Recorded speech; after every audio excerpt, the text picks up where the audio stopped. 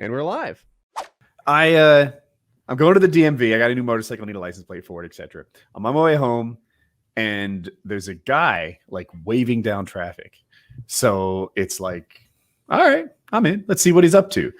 His car is stuck. There's a gravel driveway, and then next to it on either side is like it's called a swale, but you know the big drainage ditches that might be on the side of a rural driveway. And he's stuck, and it's like, good news is, like, I have a lot of expertise in this off-road stuff. He's teetering with one wheel in the air, and you can like move it, you know, such that it's just balancing on the two outside tires, or crisscross tires, I guess I call them.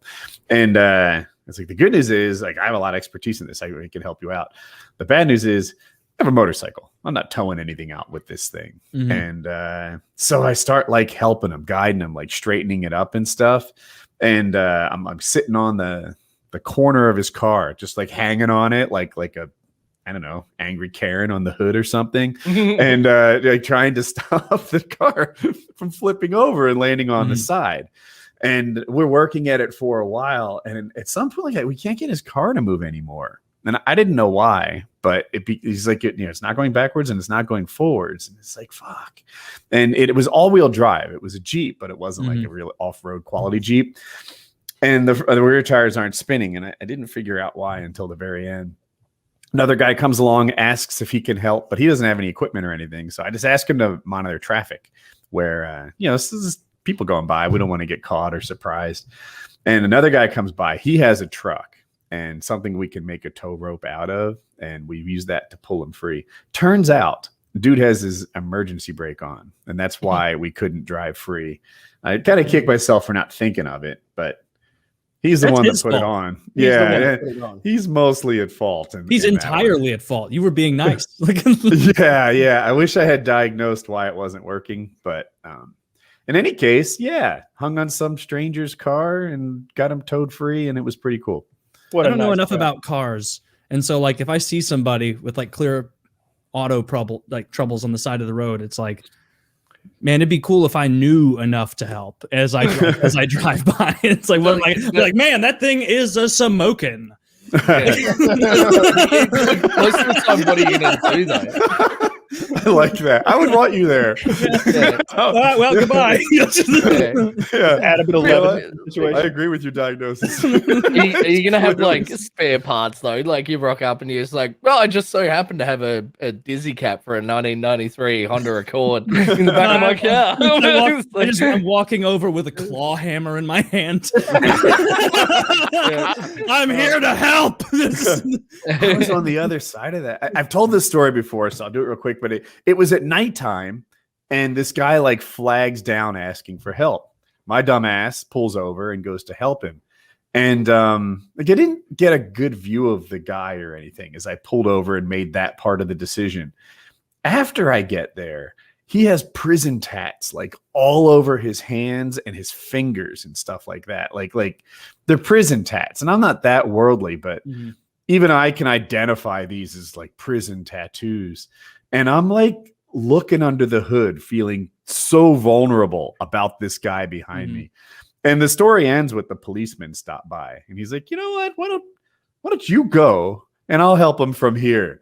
And it's like, I like your plan. I'm gonna leave. You wanted the good ones. Wanted the good ones. I had that happen to me, and this is so weird. You guys are gonna be like, fuck off. This is the weirdest thing ever. But so I was driving along. I had this like fucked old Corolla, and it had blown a head gasket, and so I would essentially just drive it until it overheated, and then just pull over to the side of the road and wait, and then refill it with water, because this is what you do when you're 18 and poor. But so I pull over it next to this oval. It's like a public toilets and then like a sports ground, and I'm like, okay, I need more water to put in this car, and I'm letting it cool down. And there's like this public toilet there, and I go over to get water from the tap in there to put into the radiator, and I've got like this tiny orange juice bottle. I walk in there, and then there's people in the public toilets, and I fill up the thing, and I can hear them like doing their business, and I walk out. I'm standing at the car and I'm filling up the radiator, and this dude in like a business suit walks out of the public toilet, and I'm like, okay, it's an odd thing for a dude with a business suit to just be maybe just busting for a shit, and he just stopped at this public toilet. I go back over to fill up this tiny orange juice bottle again, and there's a cross-dresser in this toilet. This dude or woman, I don't know the politically correct way to say this, that is dressed as a woman with like an insane like 5 o'clock shadow, like the least convincing drag queen ever, and it like shoulders like a fucking linebacker, and I'm just like, they're just like fill it up, and I'm just so like, I was really I'm like, I'm from a small town in the middle of fucking nowhere, like I'd never see this, you never see this kind of stuff here, especially when I was younger. So I'm just like quietly fill up this tiny orange juice bottle, and I'm like, okay, well, I just sort of walk back to my car, and I fill up the thing, and the drag queen who I assume had been having some kind of sexual encounter with the business suit dude, walks back to their car, and they open up the back of their car, and me and my mates are just standing there, just like, what the fuck is happening? And he reaches in and he grabs out like this big bottle of coolant, and then just comes over to the car and is walking over slowly. And I'm like, one of my friends is a bit stupid, so I'm like, this is gonna end really fucking hilarious, or we're about to be beaten to death by a fucking drag queen in the middle of nowhere. With a jug of coolant. Walks over the jug of coolant, and I'm expecting like a woman's voice and then it's just like, "G'day, fellas." I was like, the fuck is happening? Fills up our like the radiator with coolant, and then just like shuts the hood and then goes, "Yeah, there you go, boys. It should be right." And we're just like, and it was, so we're like, we get in the car. We're all just like obviously pissing ourselves laughing internally, like trying to work out what the fuck just happened, and drive off. But I'll never judge anyone by how they look or dress ever again after being mechanically saved by the linebacker cross-dresser. That's hilarious. I mean, that linebacker can't judge a book by its cover. Yeah. The linebacker cross-dresser thing, I don't know what to do with it either. I saw one. I was in San Francisco. I was renting a car, and there's a guy in line, girl, and I don't know. Again, like I don't want to be cruel. Person in line, person in line, whatever they want to be identified as, and he super masculine, looked like Robin Williams in a dress, right? Like just looked like Robin Williams in a dress. Want to fuck in the rest stop bathroom? Maybe he's doing like a nanny cosplay. In my head, I'm like, what am I supposed to make of this? Am I whatever? You just tell me what to do, and I'll do that. Would you like me to fantasy world we're in today, sir? Ma'am? If you want me to pretend that I'm buying this, here I go. Just let me to know. Like, I'm not ma'am. Like, and I think we were sort of all commiserating about how slow the wind was and how rough it was, and we're at the back of it, and it was just I didn't really know how to carry on the conversation. I just didn't know how to do it right. You're like, I've been here like 45 minutes. And she's like, I was clean shaven when I started in this.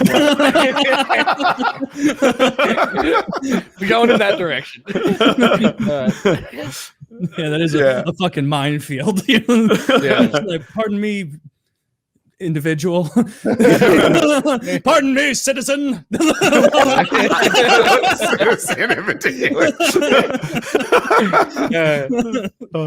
Maybe go with what would you go with? I think maybe like friend.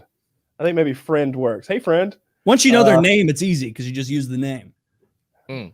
Oh, you don't use a pronoun if you're talking to someone, but maybe not the name on their driver's license, so you can't even like look at the paperwork they may or may not have in front of them, right? What is your word for strength? I call everybody dude.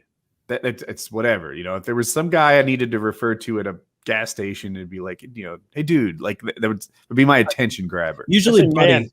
I say buddy. Yeah. Oh, that's so condescending. I wouldn't. No, it's not. No, I say it in a very nice way. I say dude in a nice way. I can do it right. But when I say buddy or pal, they seem like fighting words. Right? Yeah. Like if you say man.